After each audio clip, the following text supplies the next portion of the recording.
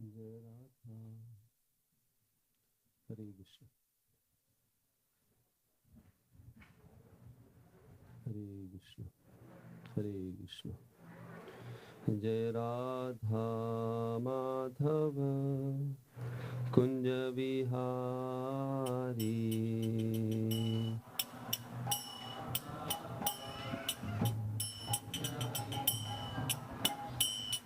Jaya Radha Madhava Kunja Bihari.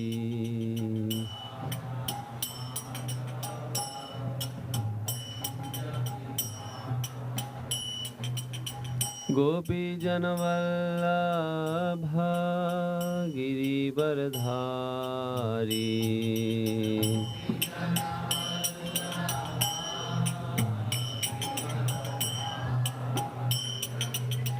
Gopi Janavallabha Girivardhari.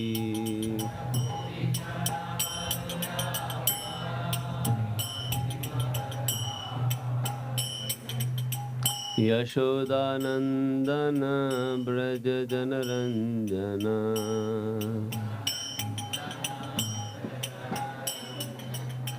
Yashodanandana Braja Janaranjana.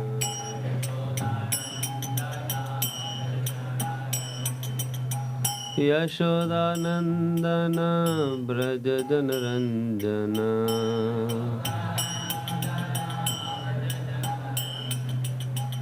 Yamuna Tira Vanachari.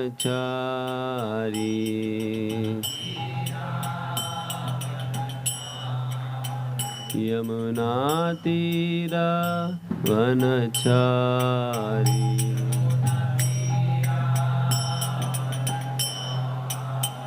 Yamuna Tira Vanachari.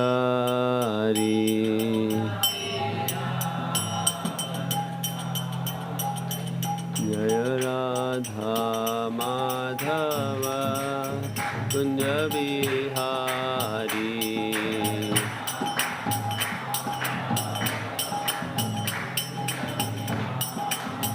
Jaya Radha Madhava Kunja Bihari.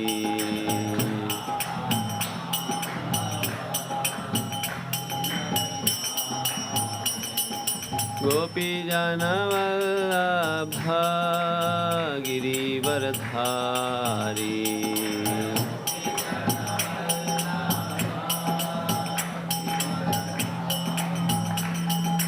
Gopi Janavallabha Girivardhari.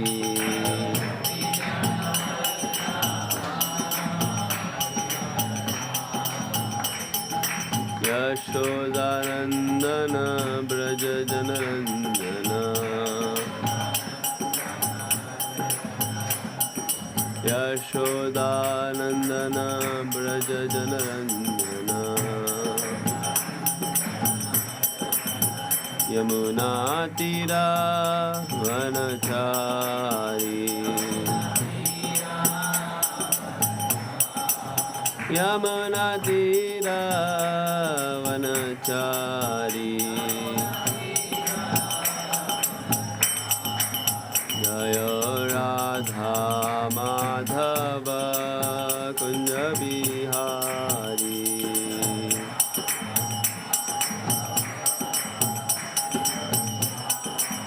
Jaya Radha Madhava Kunja Bihari.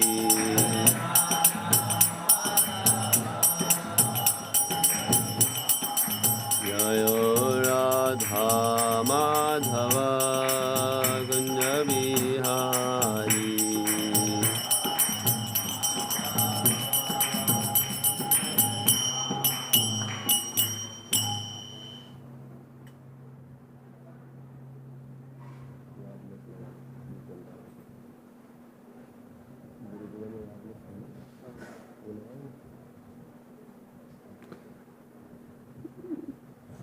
जय विष्णुपाद परमहंस परिव्राजकाचार्य स्तोत्र श्री श्रीमद शिला भक्ति सिद्ध शिलेसी भक्ति वेदांत स्वामी शिल प्रभुपाद की जय।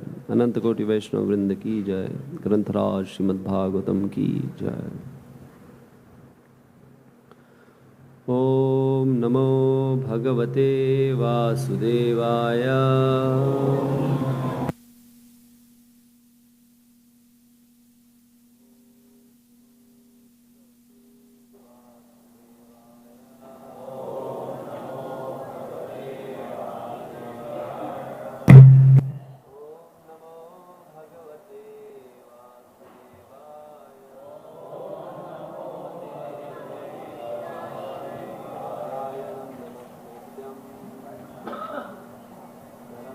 नरोत्तमं देवीं सरस्वतीं व्यासं ततो जयमुदीरयेत्। नष्टप्रायेषु भद्रेषु नित्यं भागवत सेवया भगवती उत्तमः श्लोके भक्तिर्भवती नैष्टकी। शृण्वतां स्वकथा कृष्ण पुण्यश्रवणकीर्तना हृद्यन्तस्थोय भद्राणि विधुनोति सुहृत्सताम्। हरे Krishna. So welcome everyone for this daily Srimad Bhagavatam class. And today being a very special day, we are reading from second canto, chapter 10, which is entitled Bhagavatam is the answer to all questions. Text number 48.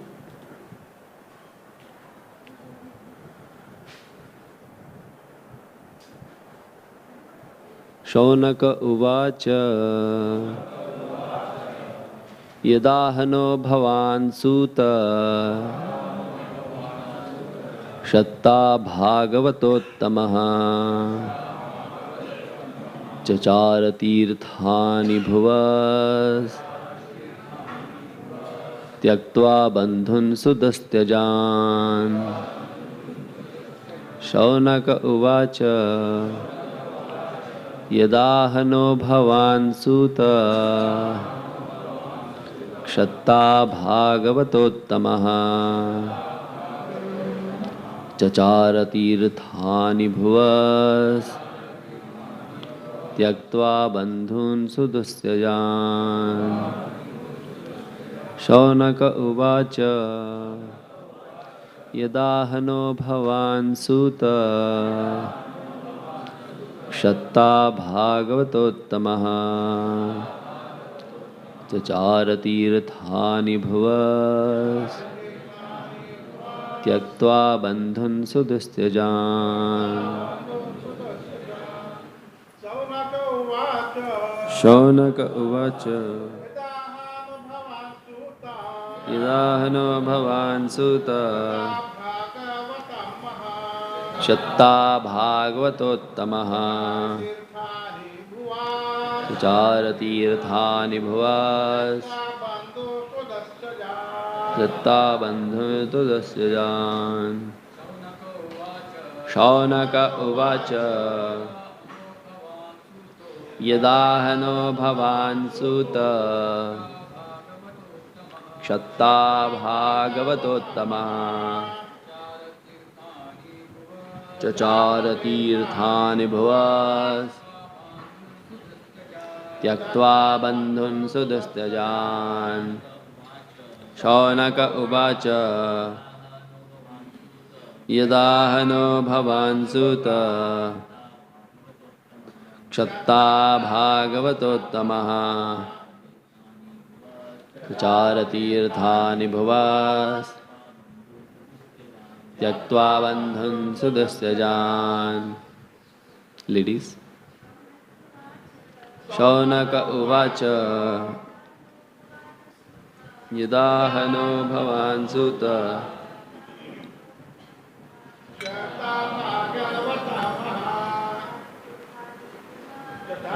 तीर्थानि भुवस् त्यक्त्वा बन्धून् सुदुस्त्यजान्। शौनक उवाच यदाहनो भवान् सूत क्षत्ता भागवतोत्तमः चचार तीर्थानि भुवस् त्यक्त्वा बन्धून् सुदुस्त्यजान्। Word to word translation, word to word meaning, translation and purport by His Divine Grace A.C. Bhaktivedanta Swami Srila Prabhupada. Shaunaka Uvacha, Sri Shaunaka Muni said, Yat as, Aha, you said, Naha, unto us, Bhavan, your good self, Suta, O Suta, Kshatta, Vidura, Bhagavata Uttamaha, one of the topmost devotees of the Lord, Chachara, practiced, Tirthani, places of pilgrimage, Bhuvaha, on the earth, Tyaktva, leaving aside, Bandhun, all relatives, Sudustyajan, very difficult to give up. Translation and purport. Shaunaka Rishi, after hearing all about the creation, inquired from Suta Goswami about Vidura. For Suta Goswami had previously informed him how Vidura left home, leaving aside all his relatives, who were very difficult to leave. Purport. The rishis headed by Shaunaka were more anxious to know about Vidura, who met Maitreya Rishi while traveling to the pilgrimage sites of the world. Om Ajnantimirandhasya Jnananjanashalakaya Chakshurunmilitam Yena Tasmai Shri Guruve Namaha. Shri Chaitanya Manobhishtam Sthapitam Yena Bhutale Swayam Rupaha Kada Mahyam Dadati Swapadantikam Vandeham Shri Guru Shri Yuta Padakamalam Shri Gurun Vaishnavamscha Shri Rupam Sagrajatam Sahagana Raghunathanvitam Tam Sajivam Sadvaitam Savadhutam Parijana Sahitam Krishna Chaitanya Devam Shri Radha Krishna Padan Sahagana Lalita Shri Vishakhan Vitamscha He Krishna Karuna Sindho Deenabandhu Jagatpate Gopesha Gopika Kanta Radha Kanta Namastude Tapta Kanchana Gaurangi Radhe Vrindavaneshwari Vrishabhanu Sute Devi Pranamami Hari Priye Vancha Kalpatarubhyascha Kripa Sindhuvevacha Patitanam Pavanebhyo Vaishnavebhyo Namo Namaha.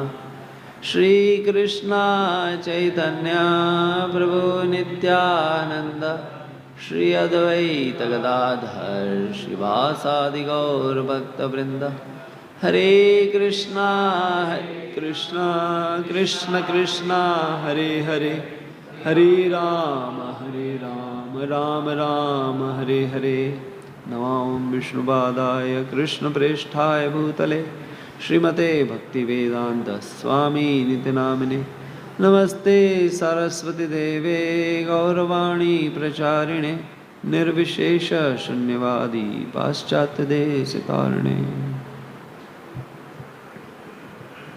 Hare Krishna.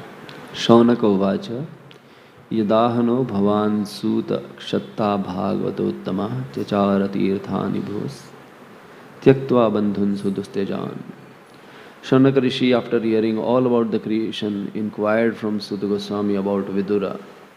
For Suta Goswami had previously informed him how Vidura left home, leaving aside all his relatives who were very difficult to leave. So this is a very short purport, just one sentence. The rishis, headed by Shaunaka, were more anxious to know about Vidura, who met Maitreya Rishi while traveling to the pilgrimage sites of the world. In the next 2 or 3 verses, second canto will complete and the third canto will start. And we have seen in the second canto how the process of creation has been described, both Sarga and Visarga, that is the first creation by the Lord and the second creation by Brahmaji. In the third canto, the some description of creation will continue, of the details of how Brahmaji created. And in the previous verse that was discussed yesterday, where His Grace Brajraj Priya Prabhu very nicely explained the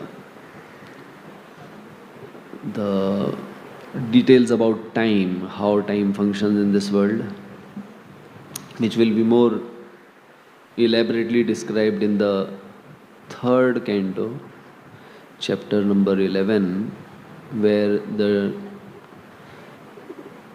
detailed description of how time is calculated in this world will be described. Although in the Brahma Samhita, Lord Brahmaji describes that spiritual world is a place where time is not present. Time is just present for increasing the variegatedness of the pastimes. But the way the time appears in this world, which is described in the Bhagavad Gita by Krishna himself, that Kaloham Lokakshaya Krit Pravriddho, that in this material world time is the ultimate destroyer. But in the spiritual world, time exists only for the sake of enhancing pastimes. So while he was describing this, and then he speaks about how he will explain to Suta Goswami, explain to Shaunakadi Rishi about the specific time period called as Padma Kalpa or Padma Kalpa. So Kalpa is the day of Brahma, Lord Brahma, which is composed of 14 Manvantaras. Each Manvantara has 71 yoga cycles. So the cumulative duration is so big that we can't even imagine. So he was in the flow of discussion. He says in the last verse that was spoken yesterday, O King, I shall in due course explain the measurement of time in its gross and subtle features with the specific symptoms of each. But for the present, let me explain unto you the Padma Kalpa. So basically this verse was spoken by Shukdev Goswami to Parikshit Maharaj, which is being spoken by Suta Goswami to the rishis. So we see that Srimad Bhagavatam is a wonderful tapestry which is very intricately designed in the form of different conversations and conversations within conversations, and expounding the glories of the Lord, His various incarnations, and also essential teachings for all of us, how to live in this world and how to prepare to leave from this world for the eternal spiritual abode of the Lord. So, while he is speaking in this flow, so these Shaunakadi rishis, they interject. So, conversations are always dynamic. So Srimad Bhagavatam shows that this is a conversation and not a lecture. So, the best way of learning Srimad Bhagavatam is to have a conversation. Sit with someone and discuss. But yes, for the sake of getting the information, some information or some glories of Srimad Bhagavatam, these kathas are there, so that people get interested. So this is a marketing. But the real work will start when you sit with the Bhagavatam and with someone who is studying Bhagavatam and trying to apply in the life and to discuss. So, in this conversation we see that in this verse, Sonak Rishis, they are saying that, please describe to us about Vidura. And in the purport, Prabhupada is mentioning that they were more eager to know about Vidura than to hear about the creation, which apparently is a very dry subject. But it is very important, and that is why it is part of the Srimad Bhagavatam. So, keeping with the question that is being asked now by Shaunakadi Rishis, Suta Goswami in the third canto will then describe about the discussion between Vidura and Maitreya Rishi, which took place on the banks of Ganga in Haridwar. So, the first 10 chapters is a discussion about, or the description about the conversations between Vidura and Maitreya. Of course, this conversation goes on for many cantos, but the specific, that conversation which was happening, where Vidura is asking questions and Maitreya is answering. And then, as was described in the previous verse, so Suta Goswami then describes about the measurement of time in chapter 11, and this was also the subject which was discussed between Vidura and Maitreya in the process of creation of this material world. And then from 12th chapter, 13th chapter onwards, the specific events of Padma Kalpa, which also was described yesterday, and also is what Srila Vishwanath Chakravarti Thakur says, that Padma Kalpa is not different than Varaha Kalpa, which is the present Kalpa or the present day of Brahma, where Varaha Dev appears as an incarnation. So then 13th chapter onwards, he speaks about the incarnation of Varaha Dev, that how Diti and Kardam Muni, they united in inauspicious time, and then these two great demons, Hiranyaksha and Hiranyakashipu, were born. And for liberation of Hiranyaksha, then Varahadev appears.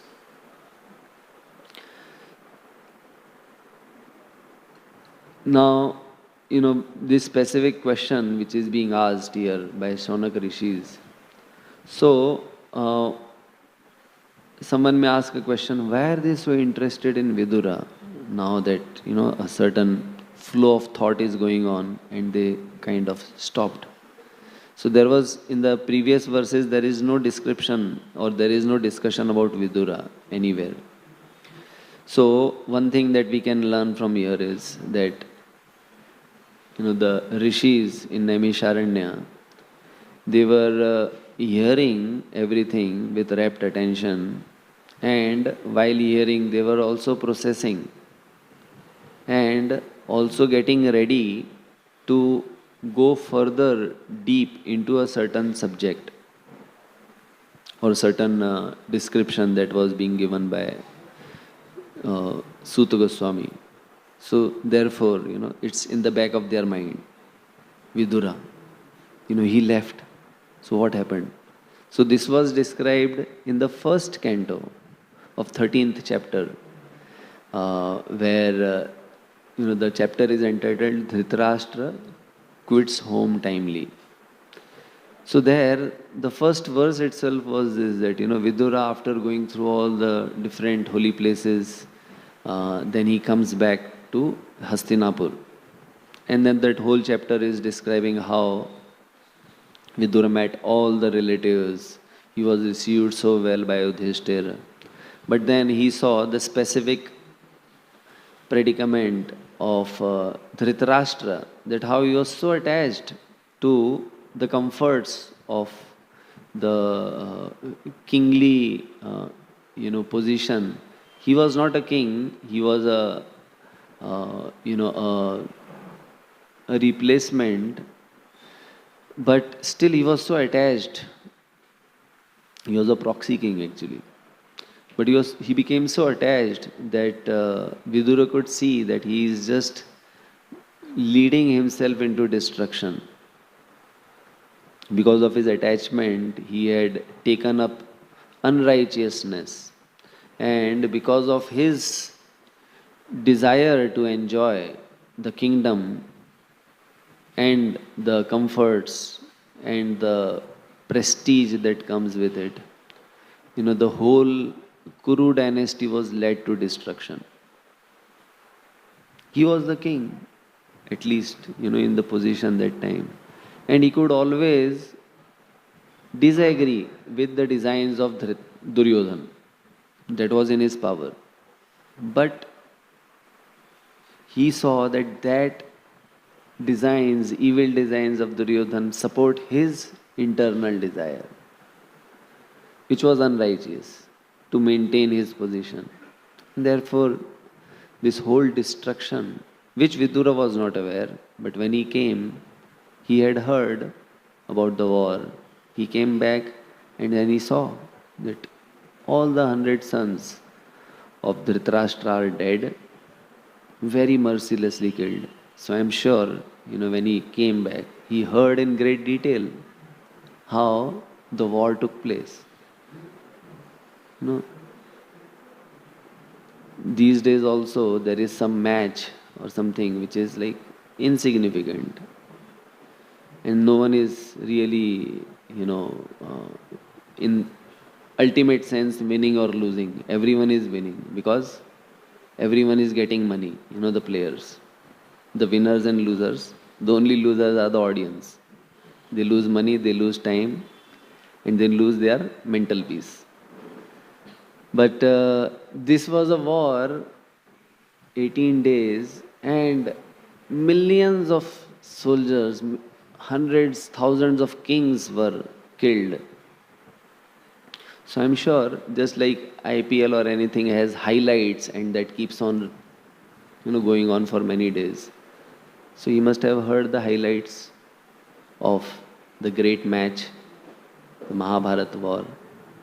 And then he sees Dhritarashtra still holding on to his position. And protected by whom? By the killers of his own children. And being fed by whom? By the hands of Bhima, who had personally, one by one, mercilessly, in a ghastly manner, killed all of them. So, it takes a lot of, strong will to still maintain that. And he was happy to hear Yudhishthir call him King Yudhishthir, King Dhritarashtra. So seeing that pitiable position of Dhritarashtra, Vidura was, very disgusted. But at the same time, he had a lot of compassion. It is, Vidura, he is described here as Shatta Bhagavatottama. Shatta is another way of, addressing Vidura. And Bhagavatottama, one of the topmost devotees of the Lord. So, the sages want to hear about the activities of Bhagavatottama. They did not ask that, tell us about Vidura, who was the son of, or who was the brother of Dhritarashtra. They are actually wanting to know about his, devotional qualities, Bhagavatottama. And they are aware, the sages, they have heard about Vidura, that how Vidura, his birth was not ordinary. He is glorified as very righteous amongst all the three of brothers, that is Dhritarashtra, Pandu and Vidura. And he was the son of great sage who is also an incarnation of the Lord, Maharshi Vyasdev. And so they were very eager to hear more about his life and his activities. So we will, see there are unlimited, qualities or unlimited ways in which, the glorious qualities of Vidura can be discussed. Just like a diamond has many facets, and all the facets are beautiful. But at any given point of time, you can see only few facets, not all. So we will just focus on these three qualities that are reflected from the life of Vidura. The first is his steadfastness or his determination to follow the path of righteousness. So apparently he was he was considered as a low-born person.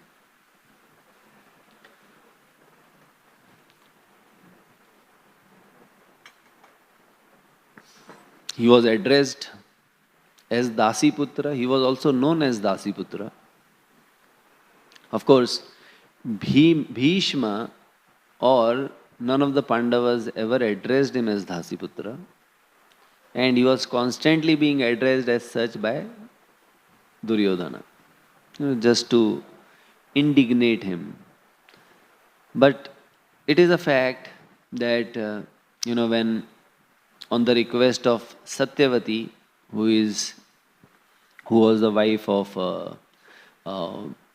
the king of Hastinapur and mother of Vyasadeva, when she saw that the, Dushyant's both the sons,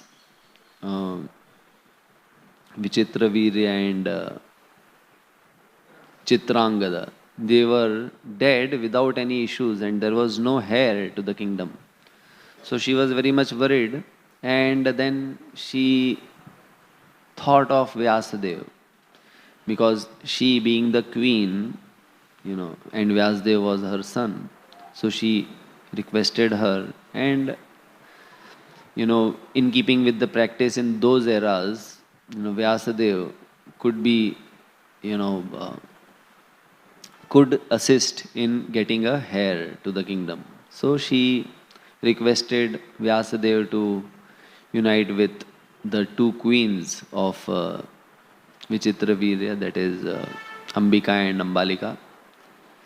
And Ambika, the second time when Vyasadeva was petitioned, so she, being so much terrified by the looks of Vyasadeva, she deceptively replaced herself with her maid servant, who, although a maid servant, was of very good character and also fixed in dharma or righteousness. So she served Vyasadeva very well. With great respect, she honored, received, and served him. And being pleased, Vyasadeva, he knew what's happening. But still, he accepted as something which is ordained or it has to happen. So he blessed her that, a son will be born who will be very special in this world, very intelligent, very righteous, and a pure soul. And that's why we see here he is called as Bhagavatottama. Despite of the apparent, uh, you know, um, fault, we would not say fault, but in terms of how the kingly positions or the dynasties were at that time. But still, he was a great person, always honored greatly and sought as an advisor by even Bhishma Pitama. So, apparently, because of the tradition at that time, Vidura was not qualified to become the king or take the throne. But he never allowed his so called disqualification to sway him from the path of righteousness, which many times can happen to all of us. That, in a state of sometimes depression, thinking ourselves very low, that uh, we sometimes develop inferiority complex. We feel something that we may have done, and there is some kind of guilt or shame. And that sometimes becomes like a big rock or a mountain. And we get, burdened under it in such a way that we think that, okay, I am like this, what can I do? So I will continue with my bad habits, or I will continue with the path of unrighteousness. Everyone calls me this, so I must be this. So I will just act like this. So this is how the mind functions, mind of weak people. So Vidura, he showed that he was not to be dissuaded from the path of righteousness, despite of the apparent disqualification. Who was Vidura? Vidura was actually Dharmaraj, who was cursed by a sage, Mandukya Rishi, that because he apparently did some mistake in judging, and he Mandavya Rishi, sorry, not Mandukya, Mandavya Rishi. So Mandavya Rishi had to go through some punishment or some very agonizing pain. So he cursed him that you be born in a low position as a son of a maid servant, as a Shudra. So he never allowed that to take him away from the path of dharma or righteousness. In fact, he always was thinking and finding ways and means to follow dharma himself, and also advise the king, advise Bhishma Pitama, and always seeing how his advice would be for the welfare of the king, welfare of the kingdom, and the citizens. He was always free from the qualities of envy or competitive spirit, because naturally, brothers living in a kingdom and having royal facilities, and one person gets honor in a certain way and other person does not, so there is naturally a tendency that there can be competitive spirit, or which is born of comparison, that why he is like that, why I am not like that. So but he was not affected by any of that, but he was always fixed up in dharma, fixed up in righteousness, good conduct, and to an extent that he was also thinking about the welfare of even the evil-minded Duryodhan and Dhritarashtra. He was so wise that at the time when Duryodhan was born, and he could understand, the omens which were apparent at the time of Duryodhan's birth. And he advised that if you really want to save your 99 sons, just reject this one son. Because, if because he is so much, infused with base qualities, demoniac qualities. So if he also gets the position and facility of, being a prince or king, then that will create great havoc for the world. So just, you don't have to do anything, any harm, just take him out of the position.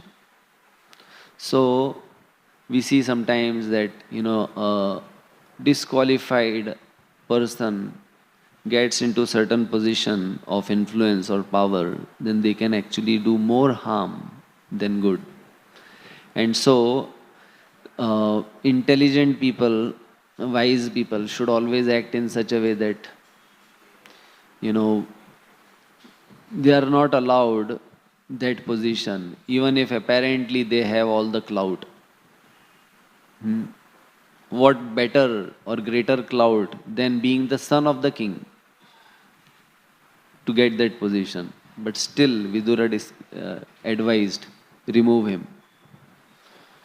So, but because of the attachment Dhritarashtra had, he did not heed to the advice, and then we know what was the result. He had to actually get rid or lose all his 100 sons, including Duryodhan. So, in every situation, Vidura was steadfast in his determination to follow the path of dharma. Whether his advice was heard or not heard. How many times Dhritarashtra sought advice from him, and then privately seeking advice, and then publicly defying his advice. So he would call Vidura at the night, at any hour of time when he is, very disturbed. So there is, in Mahabharata, there is one whole series of, verses, chapter, which is called as Vidura Niti. And wonderfully, he describes just before the war that, how he should act. What are the Pandavas and what are your sons? And how welfare of everyone can be assured if you act in this way, stop the war. He heard everything, and then in the morning he did exactly what should not be done. And still Vidura was steadfast in his determination to keep advising. Only when he was, he saw that now the destruction is apparent, and Duryodhan insulted him in unbecoming ways. So then that is the time when, he showed this next quality of detachment, that he left the kingdom with nothing and went on the pilgrimage. So not because he was dishonored, but because he saw that, no one can stop this destruction, and I don't want to be part of it. So he left, without any, care for comforts. And, we see later, as, the rishis are saying that Vidura came back after the war was over. And Yudhishthir received him so warmly and cared for him and, spent so much time with him, asking about all the different pilgrimages that he had gone through, and honoring him with great love and respect. But still, Vidura was steadfast in his determination why he had come back. Not to enjoy the royal facilities in his old age, but he had come with a specific intention to help his elder brother, who was now in such a despicable position. And so, despite all the kingly or the stately honor that he had, in just few days, without informing anyone, he took Dhritarashtra and Gandhari back to the forest to teach him the path of yoga and purify him and give him a chance for getting free from all his sins and offenses and liberate himself. So, the second quality, with steadfastness, he also had detachment. Sometimes we may be very much determined to do something, but in that determination, we also can get attached that I want to do this or I want to get successfully done this thing. So, that attachment can also become, cause of our bondage. But he was detached. He did his best, he taught them the process, and then he also left from there. And then Dhritarashtra himself, he and his wife Gandhari, they practiced, and from this yogic process, he, self-immolated, invoked the fire element, and then, both of them, they got free. And, why he could maintain that determination and detachment together? Because his heart was not filled with any comparison or competitive mentality, but with great compassion. So his compassion actually knew no boundaries. By all means, when he was in the kingdom, he was always protecting Pandavas, knowing very well that they were actually upholding the righteousness. They were very dear to Krishna. Krishna was always protecting them, and Vidura was helping in by giving them good advice, by giving them, by consulting with them, or giving them consultation of how they should protect themselves, how they should be always alert about their safety and security, especially from the evil designs of Duryodhan. And he did all that knowing very well that Duryodhan and others, they knew and suspected that Vidura is siding with the Pandavas. And he was also called a traitor. But again, he never gave up, his duty out of compassion to serve the Pandavas and look after their welfare. And then when, after the Kurukshetra war, when he comes back again, his only motivation of coming back was compassion for his brother, Dhritarashtra. So, we see that not just these three, but there are many wonderful qualities that a great personality like Vidura has, and the sages, they wanted to hear all of that in great detail. They wanted to hear the discussion, what questions were there in his mind when he met Maitreya. And we see that, he also is remembering, his heart was, he was in thick of politics, but his heart was full of devotion for the Lord. That he is describing the different, and is finding pleasure in hearing the different pastimes of the Lord, especially of Vrindavan. And basically he also met Uddhavji in Vrindavan and heard from him about Krishna. And then he was advised that he should go to Haridwar and meet Maitreya Rishi to discuss further what Krishna had spoken to them. So, we see from this that, even these sages, while hearing these different topics, they are more interested in taking association of a saintly person. And as we know, the association of saintly person is not just being physically in presence or be able to see them, which is good, and which is, if the opportunity is there, then we should definitely take advantage of it. But more than that, the association of saintly person comes from hearing from them or hearing about them. And the hearing of the character and activities of a saint or sadhu and hearing from them is the remedy or is the cure for the disease of the heart, which is deep rooted attachment for enjoyment in a selfish way.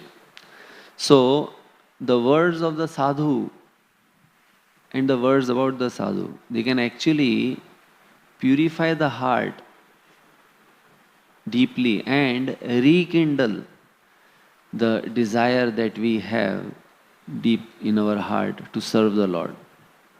So, all the restlessness, all the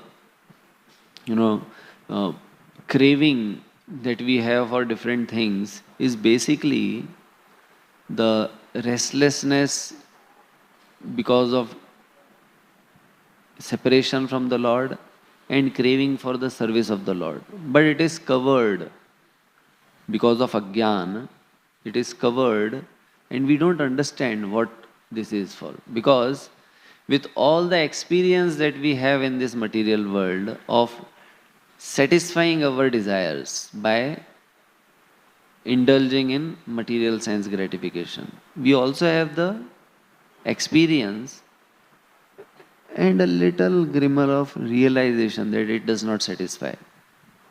But in absence of a higher taste, we again keep gravitating to the lower taste. So as Krishna says, rasavarjam rasopyasya param dristvani vartate. So if we get that higher taste, then it is very easy to give up the lower taste. But because now that taste is not there, even the knowledge or information about that is not there. That's why we are languishing in our situation that we are in the material world. So the words of sadhu, they have the power to break through this thick shield of ignorance and again rekindle or revive our desire for service of the Lord, which now apparently is dampened by the spirit of enjoyment in this material world. And confirming this, Lord Krishna, while speaking to Uddhava, he speaks this wonderful verse which is found in the 11th canto, 26th chapter, verse number 26. Tato dussangam utsujjet satsu sajjet buddhiman sant evasya chindanti mano vyasanga muktivi.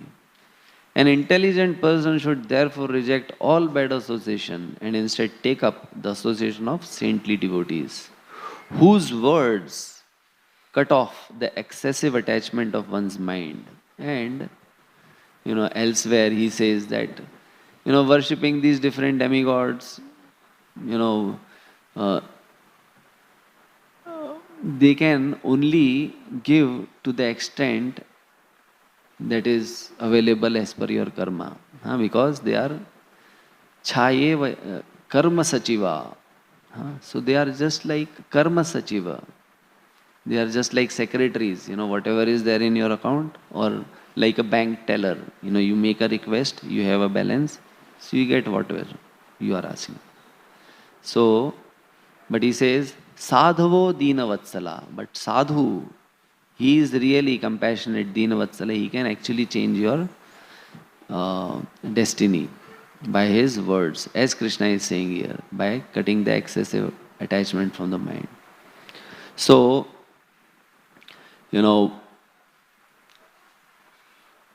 we are close to the time for the completion of this class.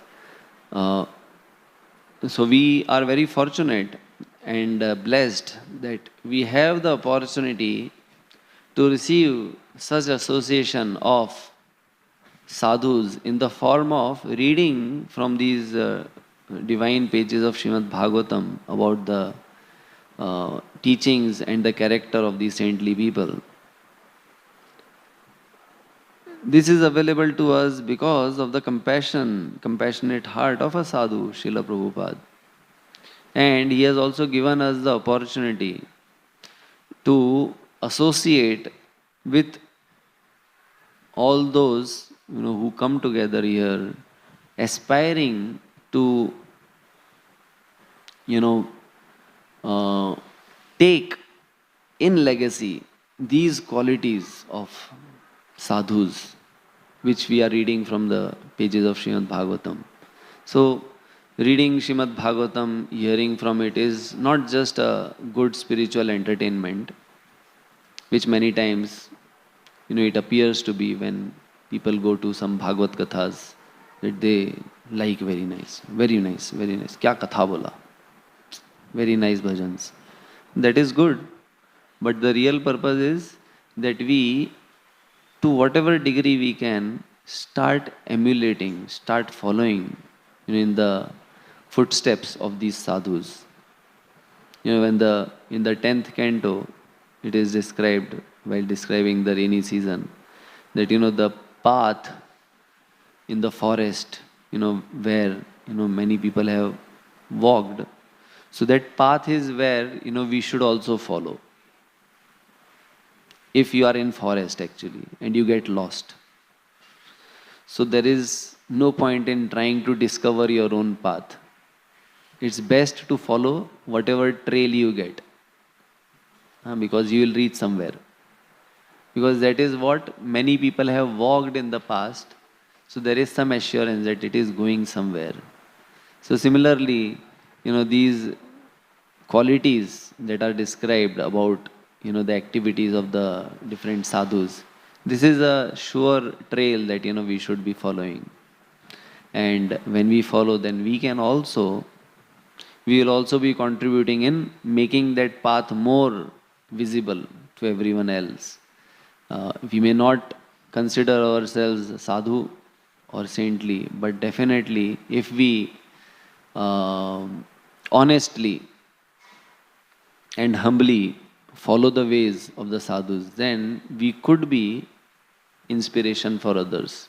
And that is what truly means to take the legacy of the parampara. People are so much concerned about giving their legacy, their property to the children. That's why now people also are focusing so much on making wills. That whatever estate I have, whatever wealth I have, I want to give it to the next generation.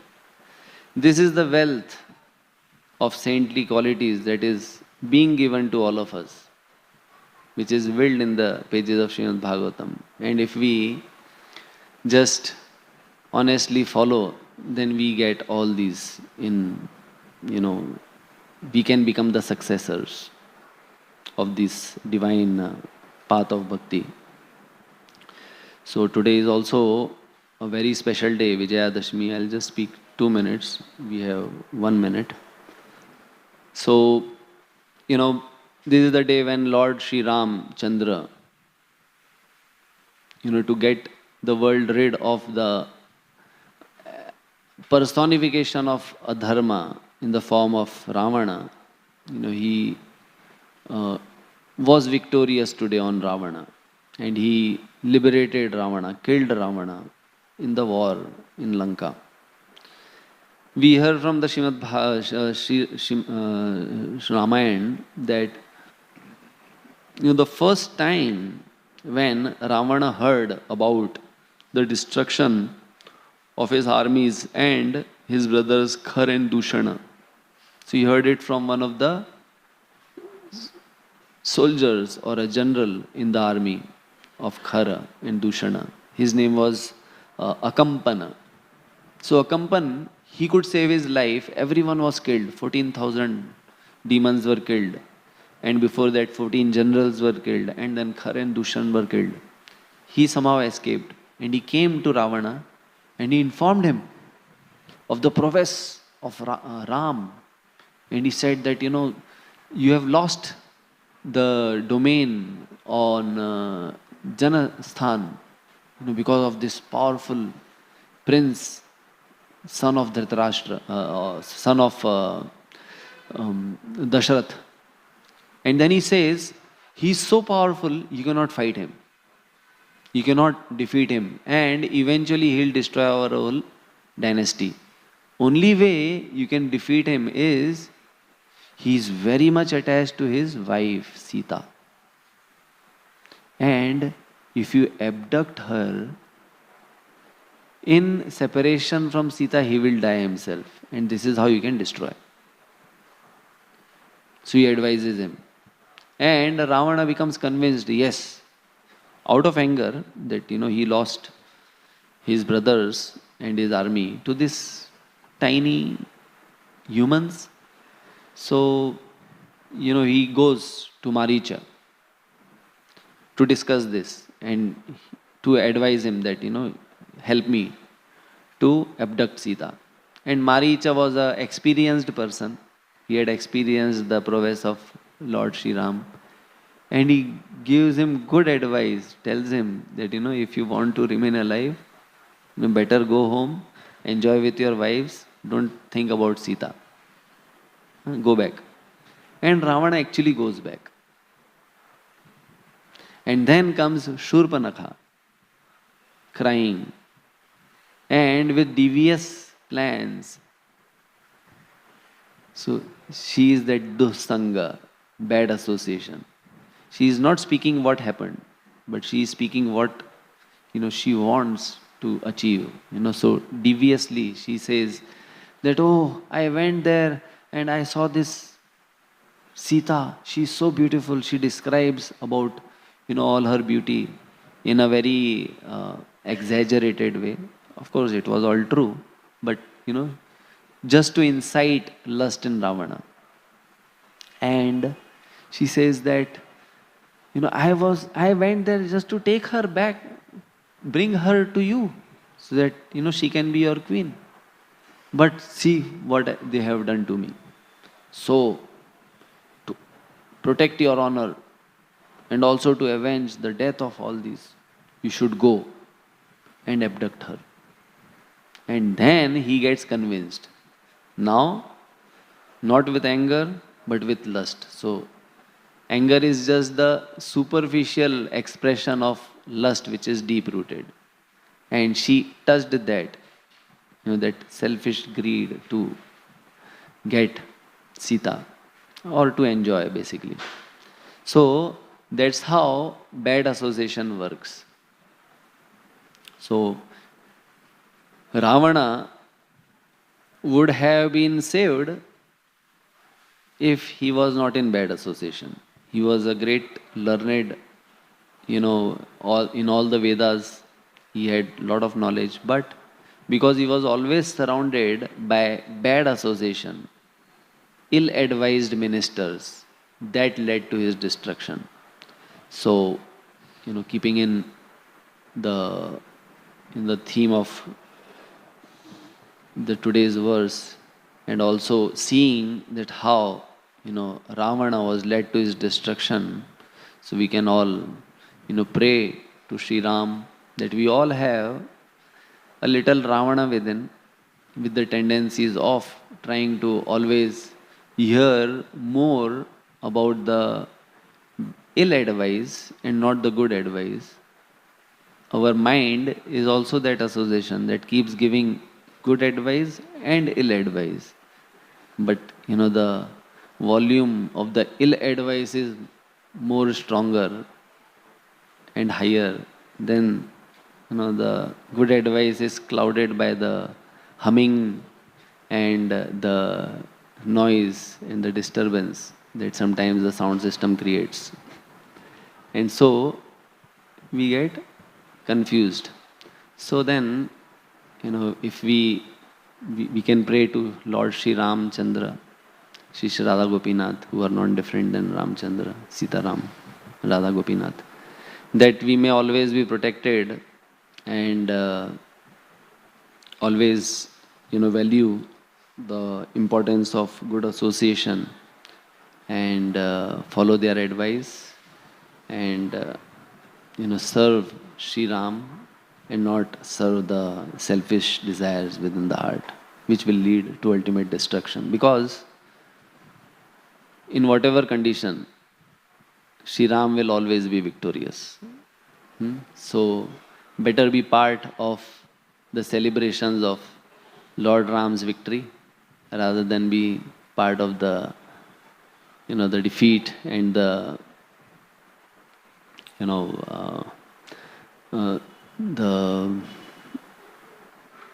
the sorrow of defeat of the Raman. Hare Krishna. Shri Ramchandra Bhagwan ki jai. Srimad Bhagavatam ki jai. Srila Prabhupada ki jai. Hare Krishna.